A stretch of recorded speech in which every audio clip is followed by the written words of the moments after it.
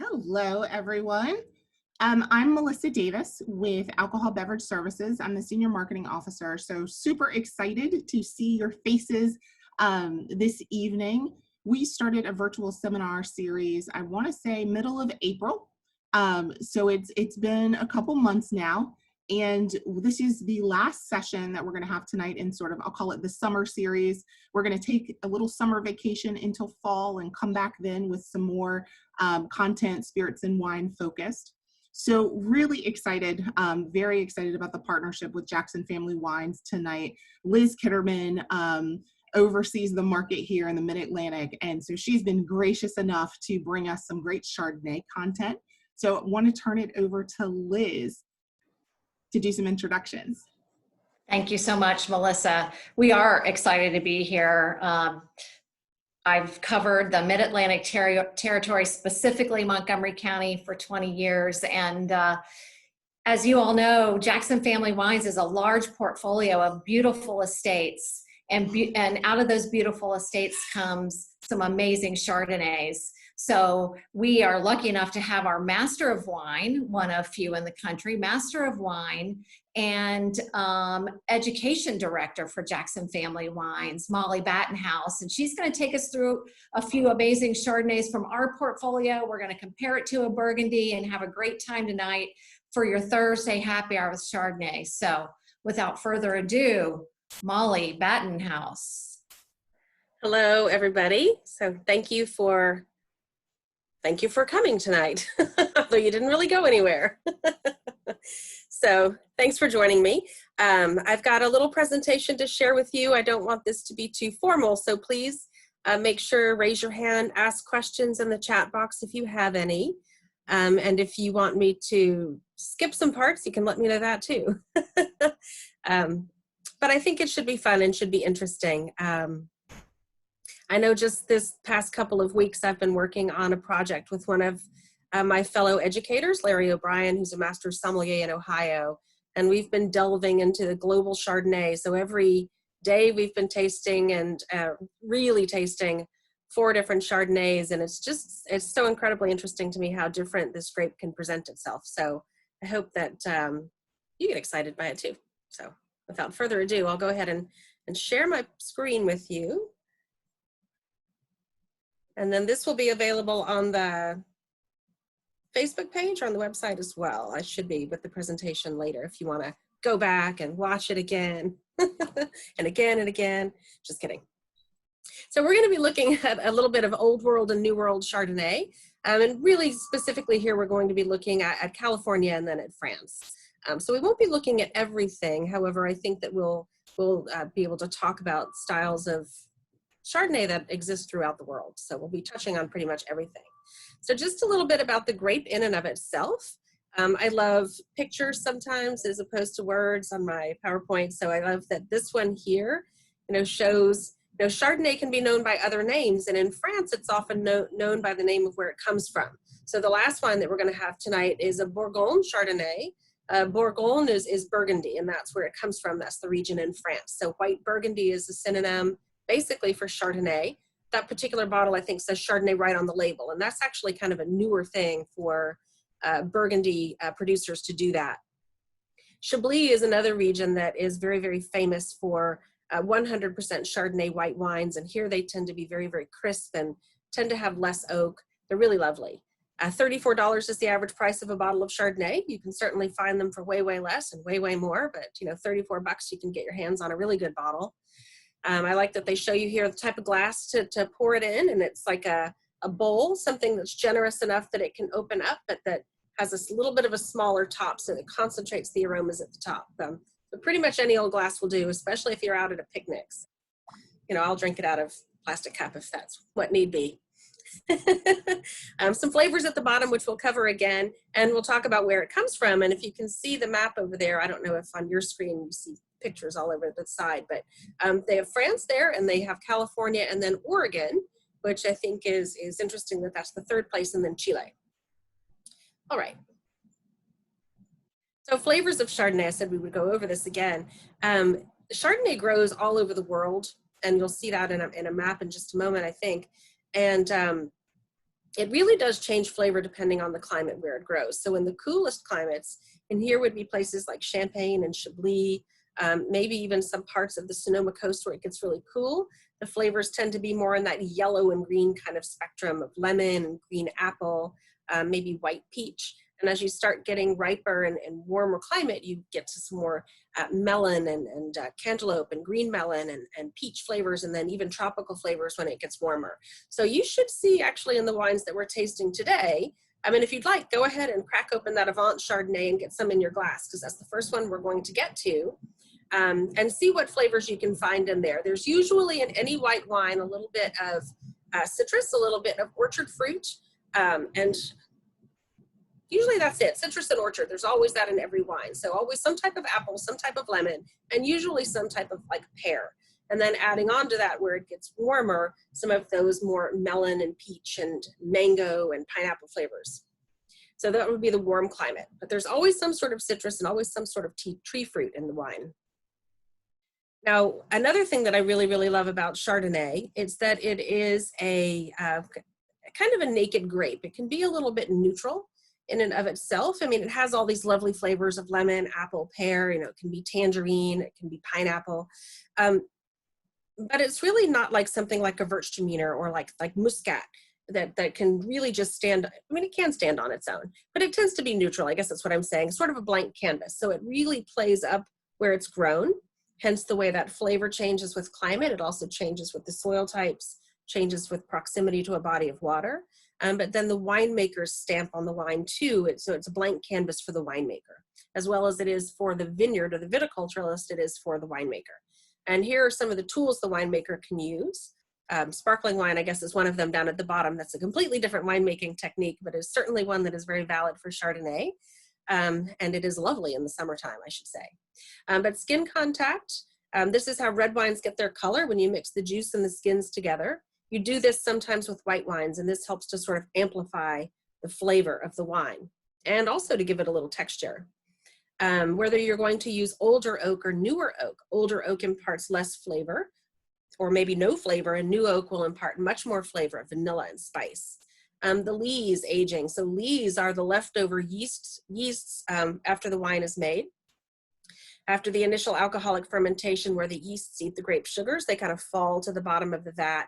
And as they sit in the barrel, they're sitting there at the bottom of the vat. And if you stir them up, which is called bâtonnage, they impart this bready, biscuity, yeasty flavor to the wine, and it can be really, really nice. It also gives it this nice creamy round texture. I said stainless steel or oak, so you could choose to use stainless steel as opposed to oak, and that would really preserve all those flavors of Chardonnay, and that's what you actually have in the Avant Chardonnay is stainless steel. Malolactic fermentation, that sounds like a big mouthful. What that is, it's changing these malic acids. A malic acid is an acid that you find in underripe fruit, and it tends to be sharp, and it kind of gets you in the back of the jaw and a little bit of that squint in the eye. This process here is just a conversion of that acid to a creamy milk acid, which is a lactic acid, hence malolactic fermentation. So it takes the sharp and harsh and turns it into creamy and round. And one of the byproducts of that is the smell of butter. And who doesn't like the smell of butter? So those are some of the winemaking techniques that you can use for Chardonnay to put the stamp of the winemaker on it. And you'll see throughout these 4 wines that we have today, so many iterations of this. And this is why, you know, to me, Chardonnay can be such that blank canvas, because you can do a little of this and a little of that, or a lot of that and a little of this, and it really changes the style of the wine. And to me, that makes it exciting. And this also makes it exciting. Chardonnay is a perfect grape to age. A lot of people ask whether or not it can age. And a lot of the wines that we're having tonight, actually, there's a few of them here that you could certainly put down for a few years. I would say the first one is a drink now, don't wait. And the last one is probably going to be a drink now, don't wait. But the 2 in the middle are ones that I think you could hold on to. And why can you age Chardonnay? It's because it has this, when it says balance of style, the acidity, which sometimes we don't like to think about, but acidity gives a wine freshness and it makes your mouth water and kind of gets you ready to eat, makes you hungry. So that acidity is important, this concentration of flavors, which we tend to get in our vineyards. They're close to the coast and get coastal influence, and you get smaller grapes that have more concentration of flavor. And those things, all 3 things of those together, make a wine age-worthy. And Chardonnay is one of these few white grapes that has that combination of things a lot. So it's the perfect grape for aging. It's also a great grape for just drinking. So you should get on it. All right, so where does it come from? Here's some top places in the world where you see it. So France and California are the top 2 in terms of acreage and production, but shortly after that are Oregon and Australia and New Zealand, and then Chile and a little bit of Argentina and also South Africa. Now, Chardonnay is produced everywhere around the world, but these are really the places where you see the best examples. I mean, that's not to say that you couldn't find a stellar example of Chardonnay from the Finger Lakes, New York, or maybe closer to your neck of the woods in Virginia or in Maryland, because you probably could. But we're going to be looking here in the US at these regions here that are close to the coast. And it's important for us at Jackson Family to note that our vineyards are coastal. And this means that we get a lot of that influence there from the Pacific Ocean. And you'll see a few of the maps and pictures coming up, how close we are to the coast. A few of the vineyards that we have in Sonoma are 3 or 4 miles as the crow flies to the ocean. It's really close. Up in Oregon, we're about 30 miles away at our closest point. And down in Monterey and Santa Barbara, down closest, like, again, 6 or 7 miles from the ocean. So this influence of the Pacific is really important for keeping freshness in these wines. And I think you'll see this as we taste through the wines that we have, because that acidity to me is super, super important. Well, here's our first wine. So I hope you have it in the glass. So this is the Kendall Jackson Avant. And I have to say that this is the only Chardonnay that my mom has told me that she didn't like. She likes oak. So she's not as big of a fan of this one, but I would be interested in revisiting with her because, you know, people's tastes change over the few years, and it's probably been a good 5-6 years since I've asked her about this one. And she's like, oh, I didn't like that one as much, but she likes the Kendall Jackson Vintners Reserve. That's her favorite. So this one is an unoaked Chardonnay, and that's something that's really pretty new to this Chardonnay. Sees no oak whatsoever. So all stainless steel. So it really, if you taste it, you smell it, really retains just that varietal characteristic of Chardonnay. And also, really think it displays where it comes from. So for me, in terms of flavor, this runs more to that green apple, maybe a little bit of yellow apple, some green pear notes to it. You might get a touch of little pineapple or white peach or a hint of melon here as well. And maybe even, because 50% of the fruit for this comes from Monterey, even something a little bit salty or saline, like something a little bit from the ocean, which might sound a little bit crazy, but sometimes you can find that in these wines that are from close to the coast. So this here is a map of Santa Barbara, and about 36% of the wine comes from Santa Barbara. So this is an area that has heavy coastal influence, and you can see these mountain ranges. I love this map because it shows the topography of the area, which is really, really important.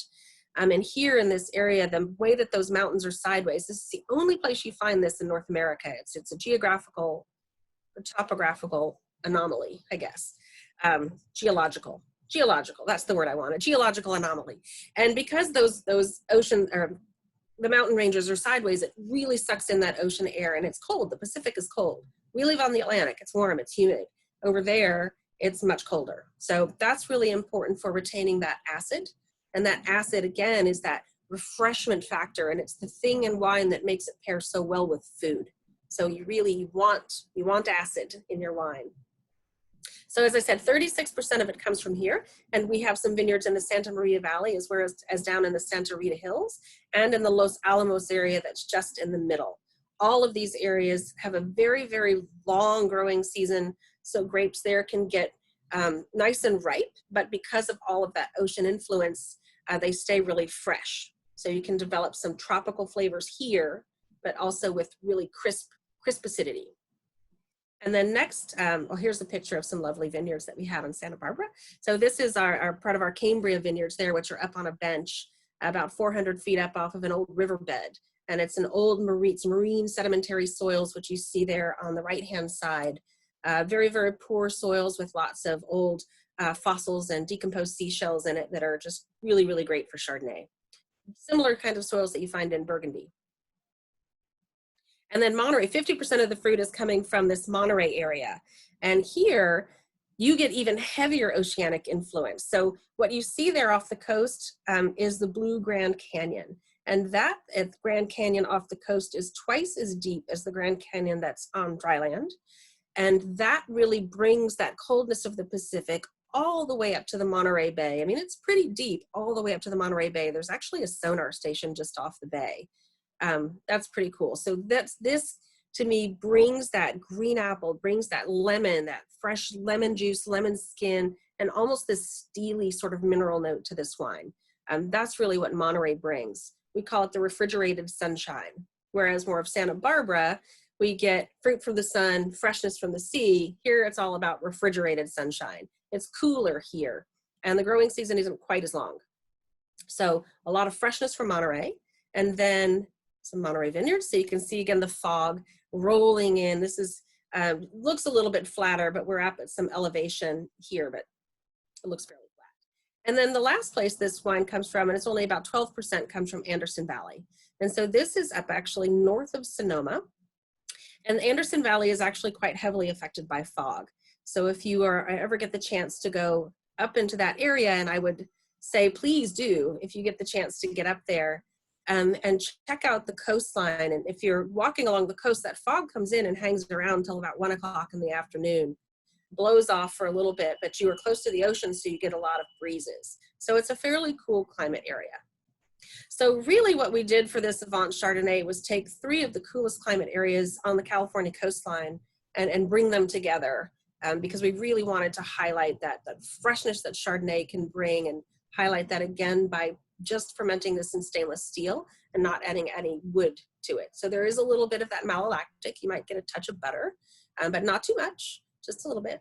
And yeah, and a little bit of that lees stirring as well that gives you a little bit of roundness in the mouth. And then here's a little map of the Anderson Valley. So you can see here where it also dips out pretty close to the ocean. It gets about 6 or 7 miles from the ocean at what we call the deep end.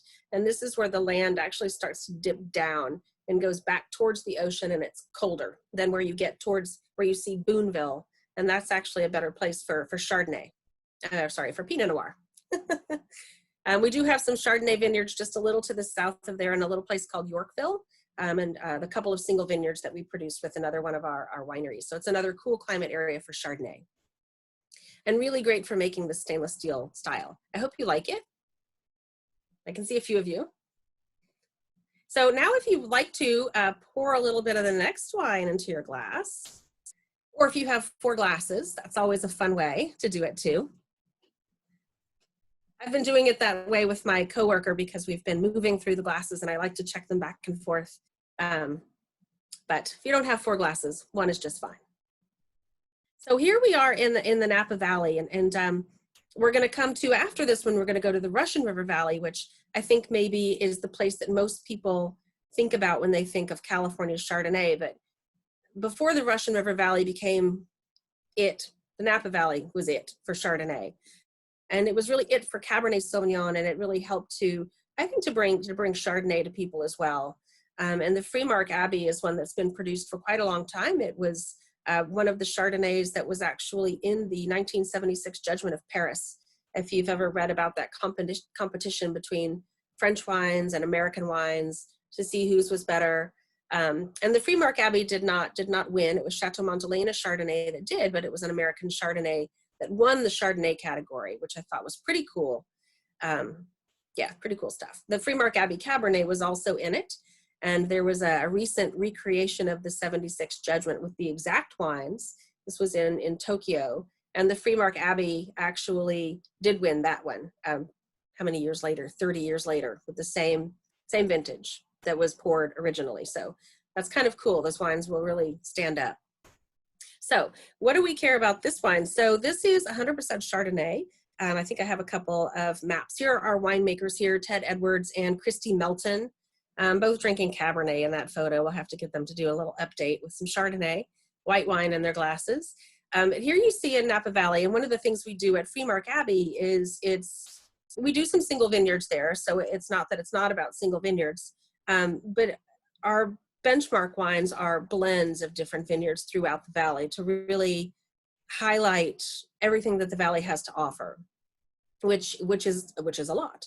And what you can't see as well in this little map is some of the topography, and that's what really gives you a lot of the differences throughout the Napa Valley. And here you see 3 different vineyard sites that we've used to blend for this Chardonnay the Keys vineyard, which is all the way up on Howell Mountain. And that's got some significant elevation up there. And that's something you don't often see with Chardonnay, is elevation. And that gives coolness to it. So we're in the Napa Valley, which is warmer than Sonoma. And that sort of in and of itself makes it not as great of a place for Chardonnay, but the places that we've chosen are specific for Chardonnay. So high up in the mountains, on the top of Keys Mountains, where we also make a fabulous Merlot and a beautiful Chardonnay in our, I'm forgetting the name of the La Joda, that winery that's up there, La Joda.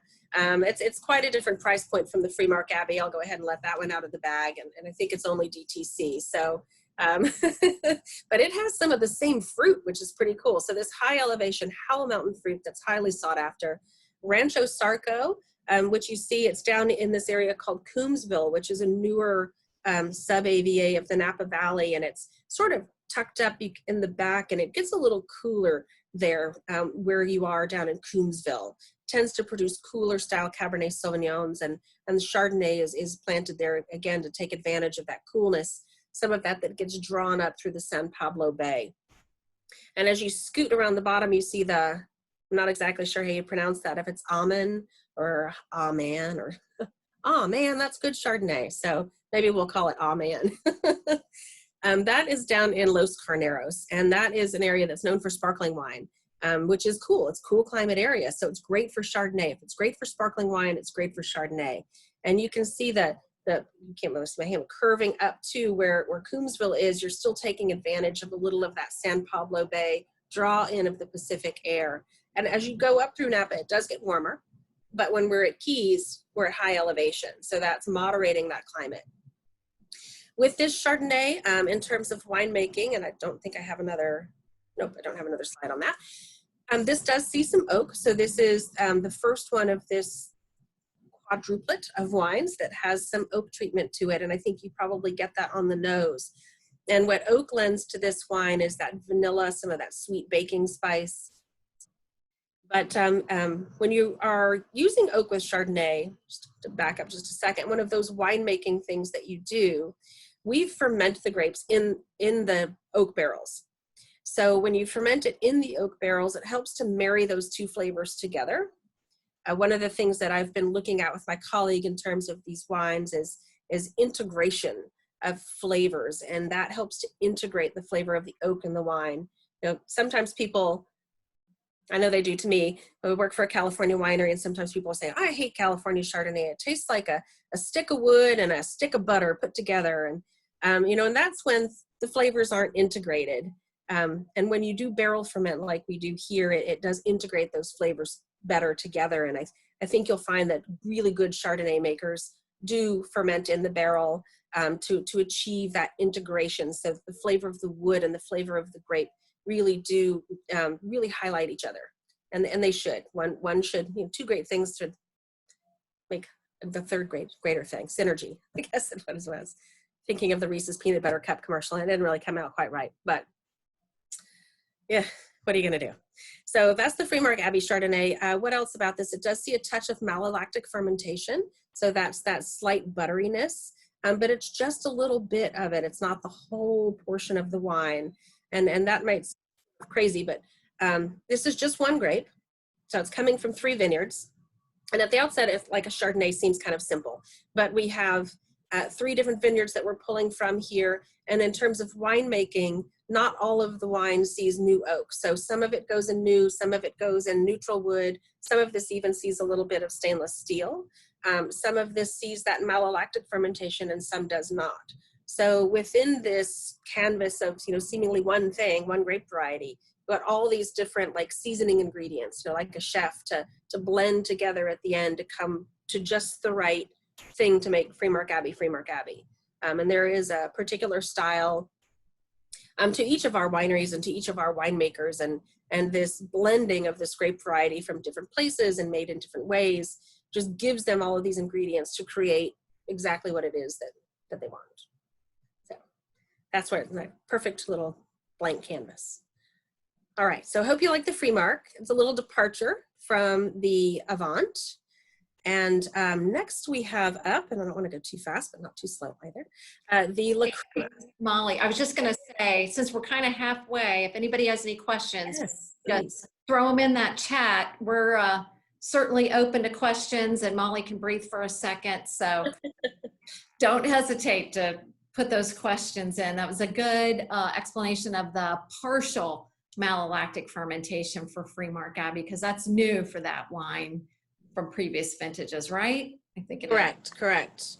The original Napa Valley Chardonnay is available still at the winery only, and we started doing a little partial malolactic with that wine just to give it a little different style, and we kept the original, so the original still exists, but you can get it at the winery.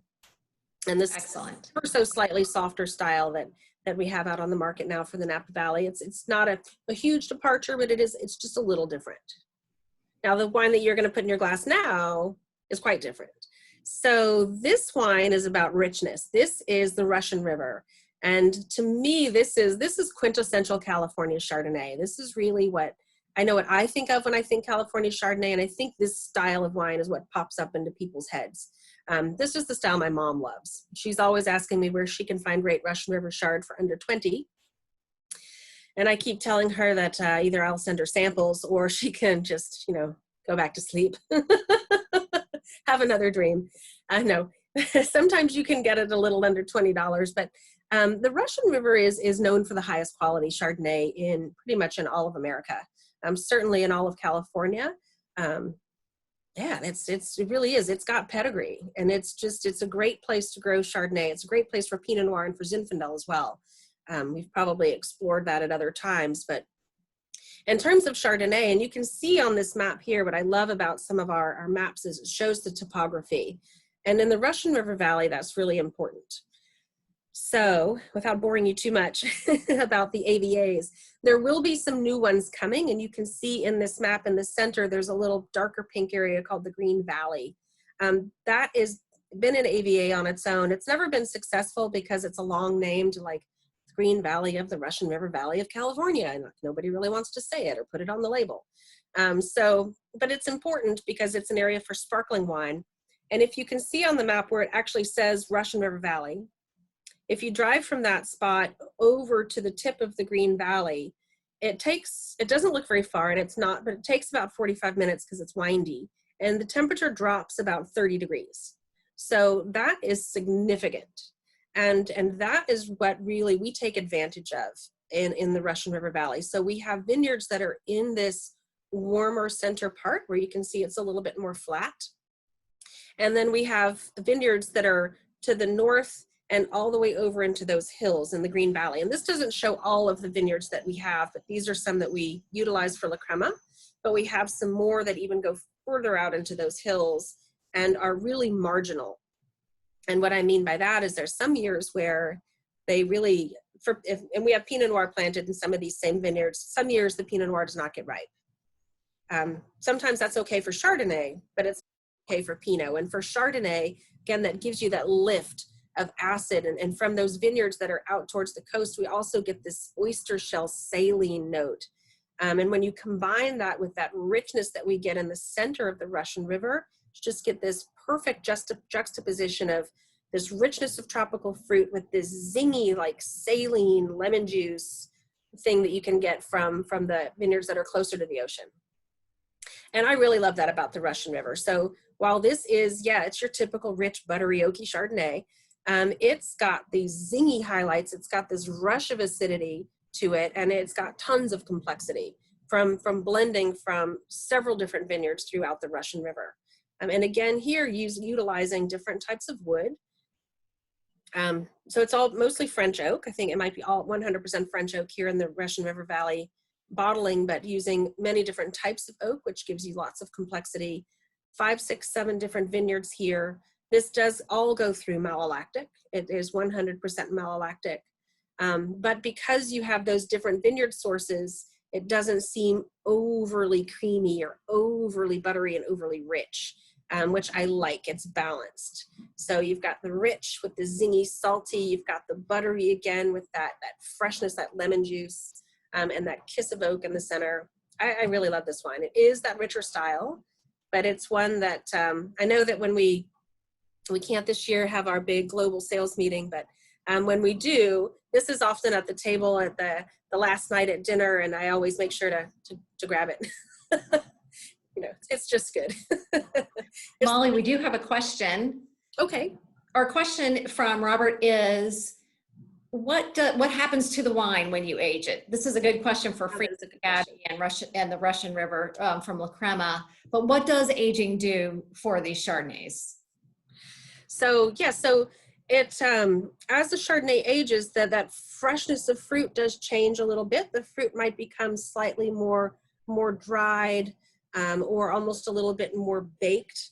You can get a little bit more of these what we call tertiary aromas. So sometimes the fruit becomes just a little less intense, and some of the other aromatics start to become more important, like more of the earthy aromatics that maybe you didn't get while the wine was young can start to come forward, like maybe a hint of mushroom or a hint of baked clay or stone or steel that can come out. And some of the floral notes that I find in Chardonnay also, it's going to sound kind of gross, but they go from being fresh to almost like they're not so fresh anymore. But it's not a bad smell. It's like and like slightly old rose. It's not the fresh day one, but like day 2, day 3, it still smells good. But it's got a different kind of scent to it. And we've been noticing that in a few of these older Chardonnays. And it's not unpleasant, and it becomes softer and it becomes a little bit rounder as well. The acid softens up. The presence of oak. So in this one, that oak will become less important in terms of the overall. It kind of sinks into the wine and becomes almost caramelly and butterscotchy, which I really kind of enjoy. So yeah, the caramel, the butterscotch, some of the toast deepens, and you might almost get a slightly oiliness to it as it gets a little bit older, which can be kind of funky and fun. And even a little wooliness, like a Chenin Blanc, like lanolin notes. You can get that too, which I like too. So yeah, and depending on where it's from, it will get there quicker or slower. If you don't want it to age too fast, keep it somewhere cool, around 55 degrees, away from light, away from vibration if you can find that, and your wines will last longer. But if you don't have that, they just might not last quite as long. So you might just have to drink them sooner. Darn. Have to drink your Chardonnay. So we have one more. So now we're going to hop the pond. Oh, actually, here's some pictures of the Russian River. So here again, that fog. This is actually the Sonoma coast. And so those parts that are closer to the hills, you would see this significant fog cover rolling in the morning, again, and hanging around to about 11:30 in the afternoon. And you still get that 30-degree temperature drop. And throughout the day, you probably see a 50-degree swing here. And then you see a little bit more of the center of the valley vineyards there. It's pretty hilly and it doesn't show you a whole lot, but it is lovely. And now we're going to hop the pond. So in the old world, a few of the Chardonnay regions that you probably know. Now these are, 2 of these are in Burgundy, and then the last one is in Champagne. So those are 3, these are probably the 3 names. If you know anything of old world Chardonnay, these might be the 3 that you might know: Champagne, Chablis, and Meursault. So we're going to be tasting something that comes from a little bit further south than this, but Chablis has a really cold, wet climate. And here again in France, they're going towards a cooler climate. I'm sorry I didn't put a big map of France up there. I should have done that. But so where Champagne is in the sort of the north central portion of France. If my phone here is France, it's about where the apple is. And then Burgundy is just a little bit over from that, sort of down where here is. So it's pretty far north up, and it's not really close to the ocean, but it's pretty continental. So it's colder, it's wet, they get rainy a lot, especially in Chablis, and Champagne's even worse. It's overcast all the time, very, very gray. The days are long, but they can be very, very gray, and it's not all that warm, so they don't get quite as ripe. And both in Champagne and Chablis, they tend to really run to that green lemon lime citrus, green apple, and really there you add flavor a lot through winemaking.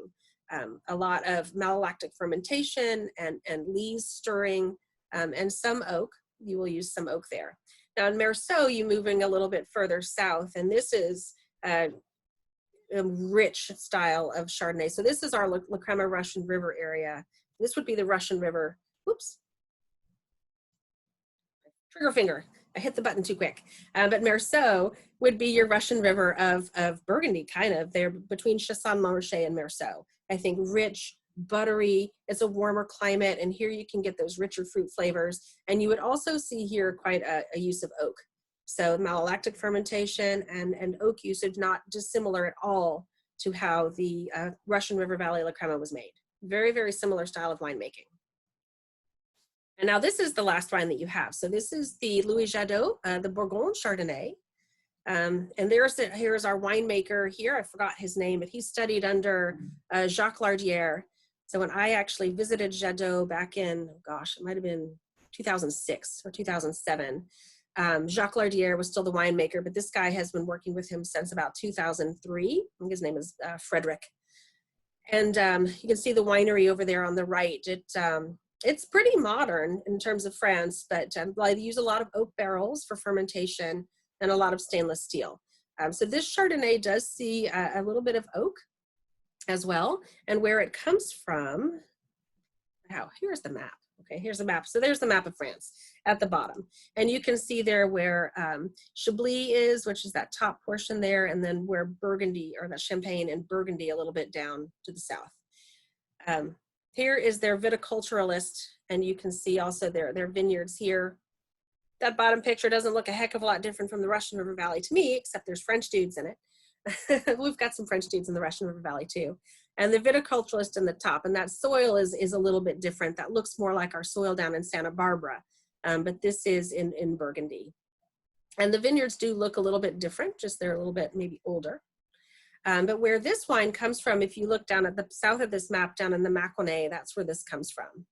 So the Mâconnais, that's actually the home of Chardonnay. So historically, this is where Chardonnay was first discovered.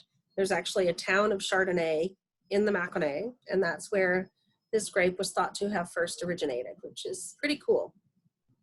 Now, the style of Burgundy, a lot of people think it's very, very different from the style of wines that we make in the US. But I would beg to differ with that. I think that 3 styles of wine that you've had today from the US, completely unoaked style with no malolactic, all in stainless steel, is actually a style that you find quite a lot in the Mâconnais. And I think the one you have today is it's a little bit more, it's a better wine than your average Bourgogne Blanc. Actually, this comes from a lot of their single vineyard sites and does see some new oak. So it's quite a better wine for the price than you might expect from just anybody else's Bourgogne Blanc. But here, so there you get this, and this one has a little bit of oak to it. So you can get that crisp and oak style, or you can get the full malolactic, buttery, 100%, oak fermented style as well. So, and you get everything in between, old oak and new oak, and all the different vineyard sites blended together. And I think one of the things I wanted to tell you about this is this really relates to me back to the Avant. So what they are doing at Jadot, they own a lot of vineyards, just like we do at Jackson Family. And they also purchase a lot of fruit. Now they probably purchase a little bit more fruit than we do, just because in Burgundy it's hard to own all the land that you might want because other people already own it. In California it was a little easier to own it first. So we own most of ours while they're purchasing in maybe a little bit more, but the concept is really the same. The Avant is a California Chardonnay, and we chose our cooler climate areas. And here they've gone to some cooler sections of Burgundy. The Mâconnais is further south. But to me, it also displays some cooler flavors because as you go up in the hills, and as you go south on the map, you go up in the hills. And you go up in elevation, and it gives you a little cooler climate, especially around Vergisson, which is where Puy-Fusset is, sort of in the heart of the Mâconnais. And you get high in these hills and limestone, and you get flavors that are almost similar to Chablis. So there's this really racy acidity and green apple and yellow apple and lemon lime. And maybe a little bit of peach and nectarine from slightly warmer areas, just like we did in the Avant. But here, adding a little bit of oak. So I don't think I have much else here in my presentation besides France. That was it. Keep drinking Chardonnay. But yeah, if you have a chance to try some more French Chardonnays, I would say definitely do it because they can be a little bit more expensive.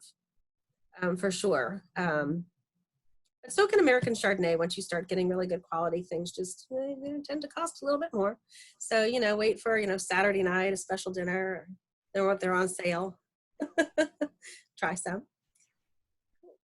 Did everybody like those 4 wines?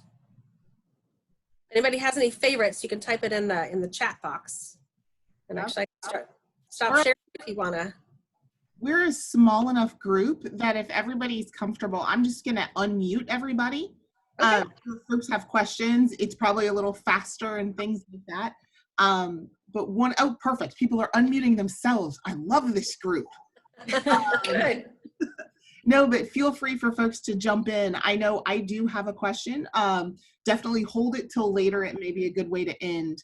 But I would love to know how you found your passion in wine and, oh, perfect, and sort of landed in wine education. I think that would be a pretty interesting story for folks. Cool. Did I stop sharing my screen? Yes. Okay, it's just taking my computer a minute to catch up with that. But yeah, so yeah, I was thinking about that today because it's funny because one of the very first wine that really got me into wine was White Zinfandel. And just being truthful, there it was. White Zinfandel was the first wine that I drank. Yeah. And then I graduated into Chardonnay. And actually it was Sonoma-Cutrer, Russian River Ranches, Chardonnay. I drank it probably for years until one day I had it with, I don't know why I did this, but it was like the wine that I always went for when I would go to the store. I'm like, okay, I'm going to have some wine. I'll get my, Sonoma-Cutrer. I'll be happy. And we were at an Italian restaurant and I was having red sauce pasta with that. And I was like, ugh, this is gross. So, I would not advise a buttery, oaky Chardonnay with like marinara sauce. Just not a good pairing. And that made me start to explore a little bit more. And around the same time, I was shifting careers and thinking about going to or getting prepped up to go to culinary school, and started working in a restaurant where we changed our wine list pretty much, or not the wine list every night, but the wines by the glass all the time, like almost every night. The menu changed almost every night. It was a seafood place, so fresh fish would be flown in every day. And we had a local farm, so we had all these interesting ingredients, and we would talk about the preparation of the food and how the food tasted and how the wine went together with it. So that really started to spark that interest, and I started learning more and trying things. And then culinary school, again, we had a class in wines, and that really opened up old world wine for me, because at this restaurant where I had been, and I worked in an Italian restaurant briefly where we did a wine class, but it didn't stick. And this place, it was all New World wine.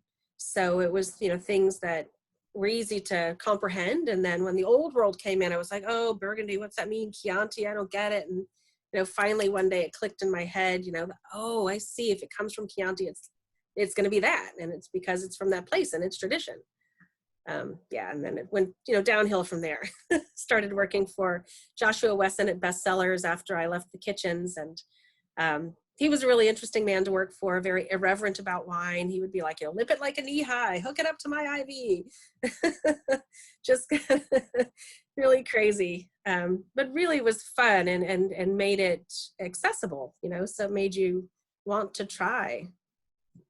And we were a lot of chefs working together too. So we always talked about food, and we would do these things we called sip and quips on Sundays. And we would all get together and bring a dish and bring wine and sit around all day basically and eat and drink and have fun.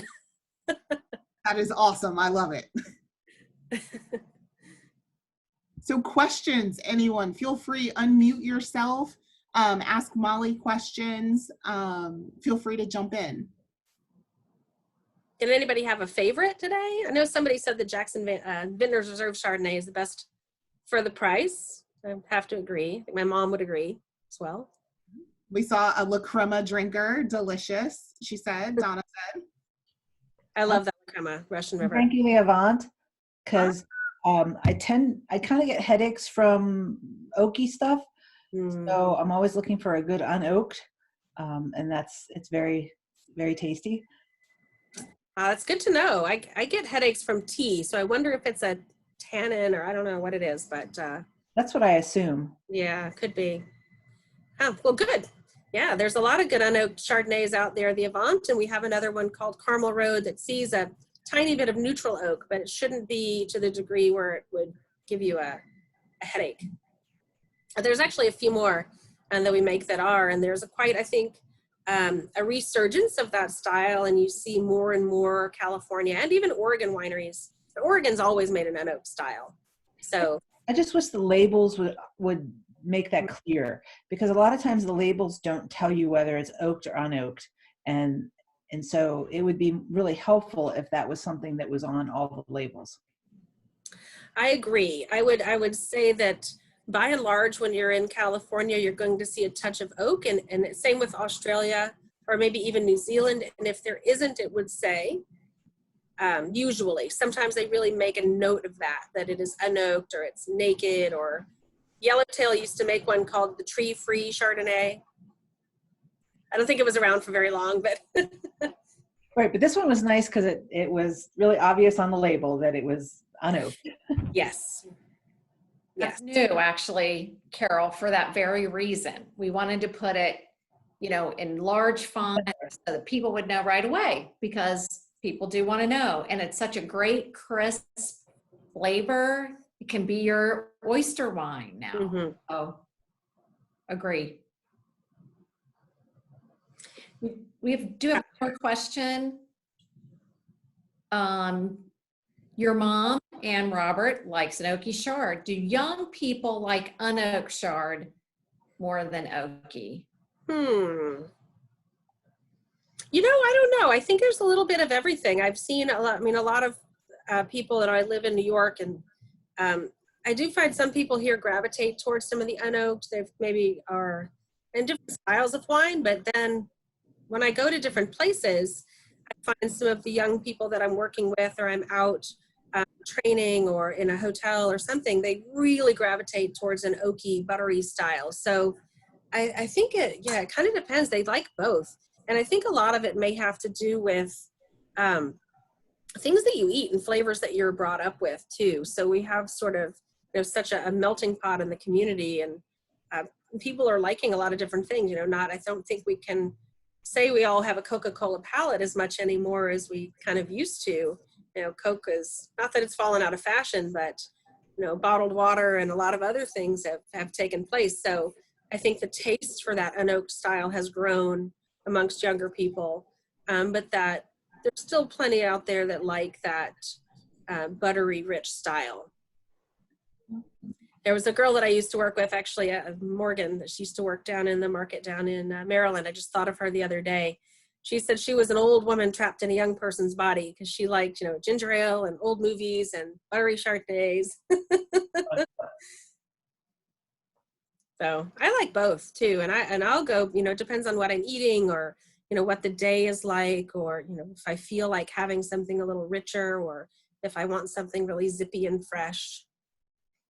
I like them all, and I'm glad that there's a big variety. Very nice. I was going to say, there were a couple of questions in there, or some thoughts about, do our ABS stores carry all of these wines that we talked about? So yes, we definitely do. And I sent through the link to our online search portal. So you can go in, any wine, any spirit, any beer that we carry, you can find it there. And then I also just shared with you all a quick screenshot. That's what was in last Tuesday's email blast. It has all 4 of these wines. You can see their pricing on there. We carry them in just about every store. But in case you were interested in the actual pricing, those of you on your computer can open that JPEG and see the screenshot. Thank you. Absolutely. What other questions do you all have this evening?